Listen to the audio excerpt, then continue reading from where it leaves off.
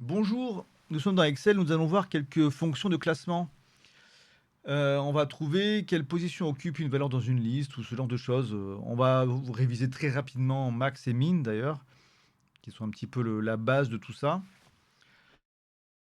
Et ensuite, on va voir les fonctions grande valeur, petite valeur, équation rang et moyenne rang. Max et min, qu'est-ce que ça fait? On est dans les fonctions vraiment de base d'Excel qui sont disponibles dans l'onglet accueil, notamment ici, là-haut. Max sur la plage de B5 à B17. Pourquoi B17? Attendez, je corrige. C'est B9, hein, ça suffira amplement. Hop. De B5 à B9, ça nous renvoie que la valeur la plus grande, c'est 9 et la plus petite, c'est 3. Vous voyez que si je modifie, je mets 1. Donc ici, ça se met à jour. Je vais garder 3 en valeur minimum. Et ici, si je mets 500, le maximum passe à 500. Très bien. Donc là, je recopie mes formules corrigées. Donc au passage, petit tips, si ça peut vous servir. Comment je fais pour afficher les formules ici sans qu'elles soient exécutées? Je mets une petite apostrophe devant. Hop là. Je recopie ma formule et comme ça, elle s'affiche au format texte sans être exécutée.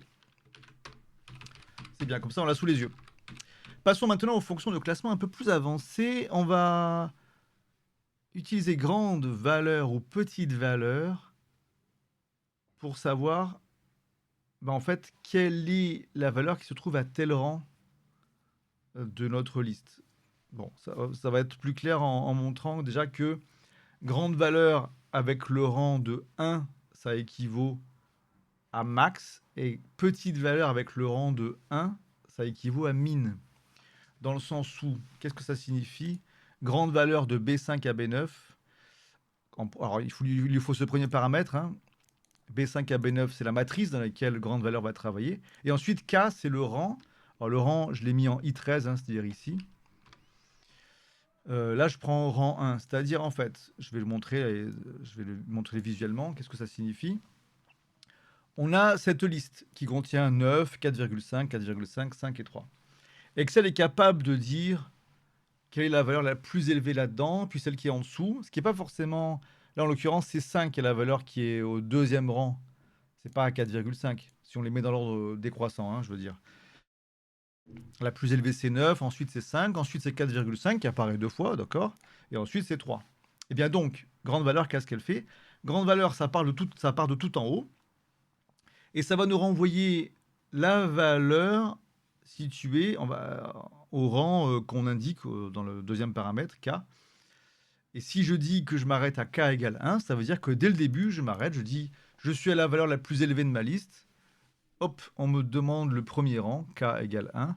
Eh ben, la plus grande valeur, enfin la valeur à ce niveau-là, à niveau K égale 1, c'est 9.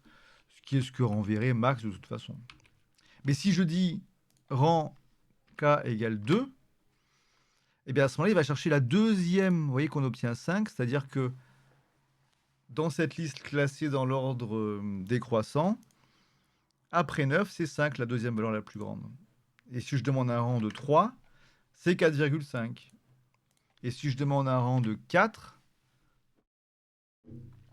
c'est toujours 4,5, puisqu'on l'a deux fois. Pour l'instant, je regarde que la partie grande valeur. Si je demande le rang 5, on obtient 3. À la fin, on arrive à 3. On va regarder un peu petite valeur, et d'ailleurs, je vais corriger, là, parce que là, c'est faux ici. Je modifie ça, voilà. Sur petite valeur, qu'est-ce qui se passe? Je vais repartir du premier rang. Au premier rang, c'est l'équivalent de min, puisque notre Excel va dans ses rouages internes, va faire un classement croissant de cette liste. Il part de la plus faible à la plus élevée. Et au rang 1, la plus faible, c'est 3. Donc ce qu'on aurait pu obtenir, ce qu'on a obtenu tout à l'heure avec min. Mais si je veux le rang 2, ensuite, au-dessus de 3, on a 4,5. Si je mets le rang 3, on a à nouveau 4,5. Si je mets le rang 4, on arrive à 5. Et si je mets le rang 5, on arrive à 9. Et si je mets le rang 6, c'est un rang qui n'existe pas, qui n'est pas présent dans mon tableau, on a une erreur dièse, enfin croisillon, nombre. Si je mets 5,5, ça ne marche pas non plus. Si je mets du texte, on a l'erreur valeur qui apparaît plutôt. C'est ce que j'ai mis en commentaire hein, sur cette cellule. Valeur si on n'entre pas un nombre, et nombre si on rentre un rang qui n'est pas dans la liste. Ok, donc je vais remettre 1. Voilà pour grande valeur et petite valeur. Ça nous permet donc d'obtenir, je vais mettre un rang 2, c'est plus intéressant. Hein. Donc grande valeur avec le rang 2, ça nous donne la deuxième valeur la plus forte de notre liste, à savoir 5. Et pour petite valeur, ça rend la deuxième valeur la plus faible de notre liste, à savoir 4,5. Ma foi, ça peut être pratique tout de même, puisque max et min sont un peu limités. À la limite, une fois que vous êtes à l'aise avec tout ce genre de choses, vous pouvez presque oublier max et min et retenir surtout grande valeur et petite valeur, puisque de toute façon, grande valeur et petite valeur, avec en deuxième paramètre 1, font l'équivalent de max et min.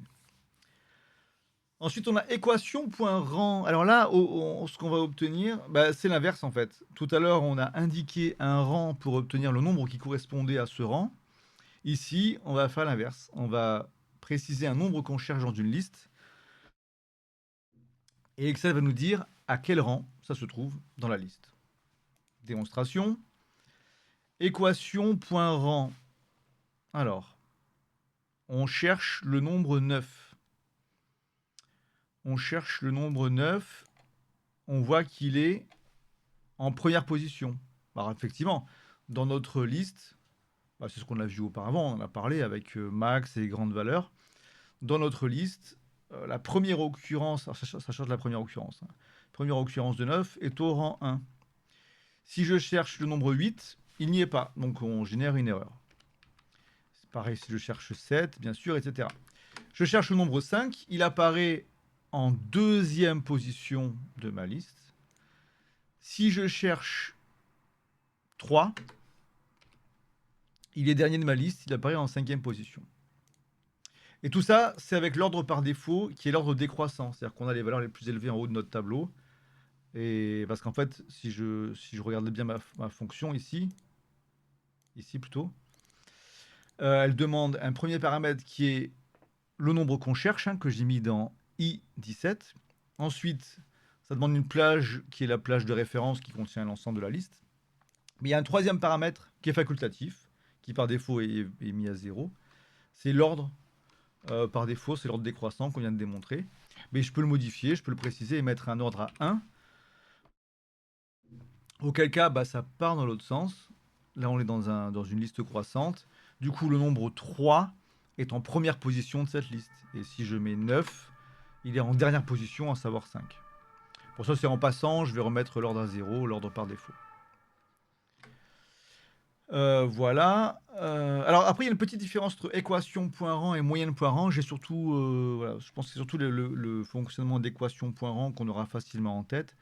Mais ça va se comporter un peu différemment quand on a plusieurs fois la même valeur dans un tableau, en l'occurrence 4,5. Que se passe-t-il si on recherche la valeur 4,5 dans notre liste?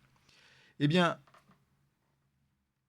équation.rang nous renvoie le rang de la première occurrence de l'information, c'est-à-dire que dans notre liste, dans l'ordre croissant, hein, dans l'ordre décroissant plutôt, peut-être que j'ai dit l'inverse tout à l'heure en disant que 0 c'était l'ordre croissant, je ne sais plus. Attention, hein, 0 c'est l'ordre décroissant, donc on part de 9, on va jusqu'à 3. Ici, on a 4,5 qui apparaît en troisième position, c'est-à-dire qu'en fait, je démarre à 9, rang 1, mais c'est pas ce qu'on cherche, donc je continue. Je continue, rang 2, j'ai 5. C'est pas ce qu'on cherche, on veut 4,5, donc je continue. Au troisième rang, je trouve 4,5. C'est ce que je cherche, et j'ai trouvé ça au troisième rang. Donc très bien. Équation.rang s'arrête là, et vous dit, au troisième rang, on a trouvé 4,5. Donc la réponse pour équation.rang, c'est 3. Pour moyenne.rang, c'est un peu différent.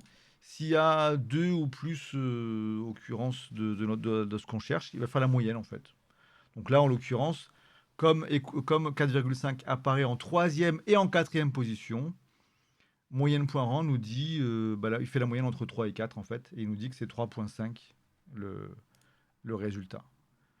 Si je mettais encore une fois 4,5, ça modifierait encore un petit peu les résultats. Vous voyez, si je mets 3 fois 4,5 dans mon tableau, équation point rang trouve, il n'y a plus le 5. Donc en deuxième position, maintenant, on arrive tout de suite à 4,5.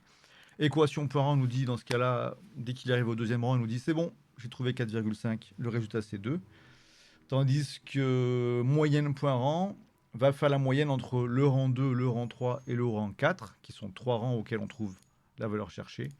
Et il nous dit que la moyenne c'est 3. Voilà l'idée. C'est tout en fait, hein. Y a pas, alors, c'est pas forcément très naturel, il faut s'entraîner un petit peu, hein, essayer de votre côté pour voir un peu comment manipuler tout ça. Mais voilà comment utiliser grandes valeurs et petites valeurs qui peuvent remplacer max et min avec plus de flexibilité pour pas forcément chercher la valeur la plus élevée ou la plus basse, mais éventuellement la deuxième ou troisième plus élevée ou plus basse. Et équation point rang ou éventuellement moyenne point rang qui font un peu l'inverse et qui vont vous dire, en cherchant une valeur précise dans une liste, à quel rang elle se trouve pour équation point rang ou à quelle moyenne de rang elle se trouve avec moyenne point rang.